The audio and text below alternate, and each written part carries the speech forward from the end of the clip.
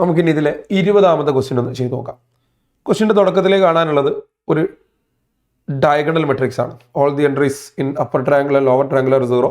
Diagonal entries x y z. Be a non zero 3/3 matrix. ഈ x y z എന്താണെന്നൊന്ന് നമ്മളോട് communicate ചെയ്യാണ്. X sine theta is equal to y sine of theta plus 2π/3 is equal to z sine of theta plus 4π/3. ഇത് സാധാരണഗതിയിൽ ഉണ്ടാവാറുള്ളത് x by sine theta ഈ ഇൻഡുവിന് പകരം ഡിവൈഡഡ് ബൈ ആക്കിയിട്ടാണ് പൊതുവിൽ വരാറുള്ളത്.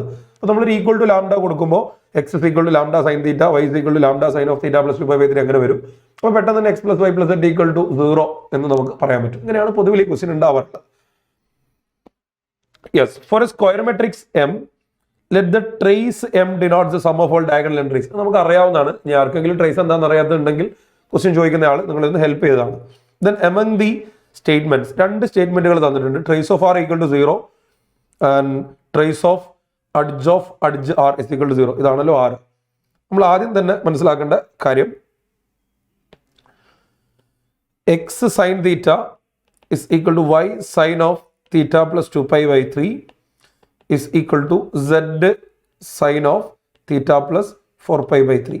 ഈ 3 values sine theta, sine of theta plus 2π/3, sine of theta plus 4π/3 ഇത് 3 കൂടെ ആഡ് ചെയ്താലാണ് പൊതുവിൽ 0 കിട്ടുക. പൊതുവിലല്ല, അതാണ് ഇവിടുത്തെ 0 എന്ന് പറയുന്ന സാധനം.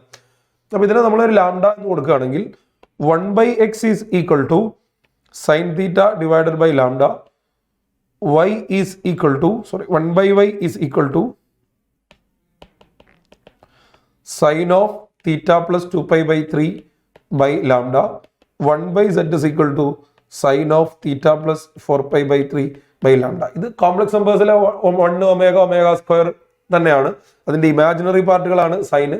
കോസ് ആയിരുന്നെങ്കിൽ real part. Anyway 1 + omega square 0 ആയതുകൊണ്ട് കോസുകൾ ആഡ് ചെയ്താലും 0 ആണ്, സൈനുകൾ ആഡ് ചെയ്താലും 0 ആണ്. അത്രേ ഉള്ളൂ ഇതിന്റെ ഒരു യുക്തി.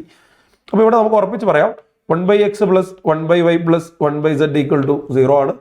ഇതിനൊരു xyz കൊണ്ട് മൾട്ടിപ്ലൈ ചെയ്താൽ xy plus yz plus zx is equal to 0 ആണ്.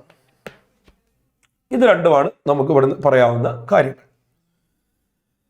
ഇനി നമ്മൾ ഇങ്ങോട്ടേക്ക് വരുമ്പോൾ then among the following statement trace of r equal to 0 എന്ന് പറയുന്നുണ്ട്. എന്താണ് ട്രേസ്? ആറിന്റെ sum of diagonal entries x plus y plus z ആണ്.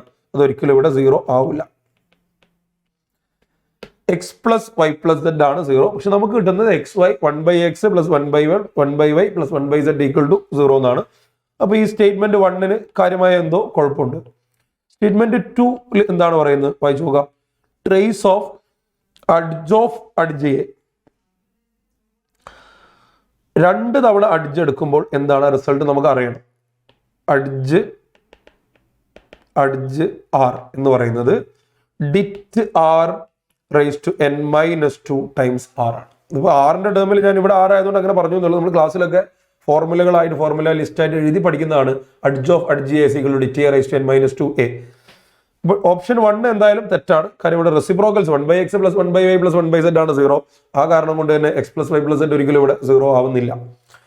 അപ്പോൾ ഇവിടെ det R raise to n-2, n 3 ആണല്ലോ, 3/3 മെട്രിക്സ് ആണ്. അപ്പോൾ ഇത് ഡിറ്റ് ആർ തന്നെയാണ്.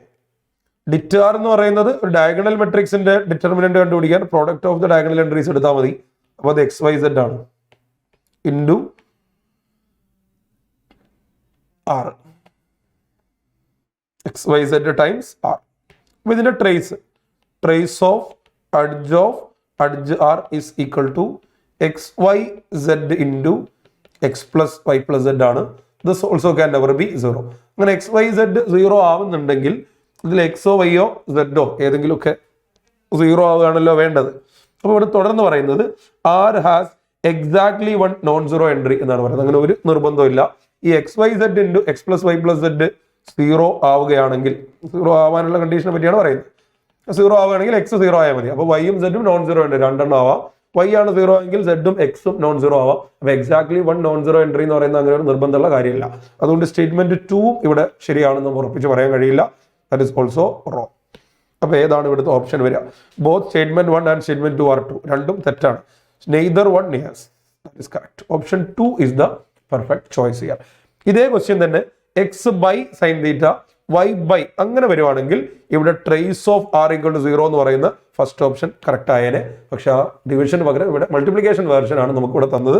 അതുകൊണ്ട് ഇവിടെ 1/x + 1/y + 1/z ആണ് 0 ആവുക. അത് ഈ മെട്രിക്സിന്റെ ട്രേസ് അല്ല. അതാണ് നമ്മൾ ക്ലാസ്സുകളിൽ പഠിച്ച ക്വസ്റ്റ്യനും അത് എക്സാമിന് വന്നപ്പോഴും അത് തമ്മിലുണ്ടായ ഒരു പ്രധാന വ്യത്യാസം. So that's all about question number 20.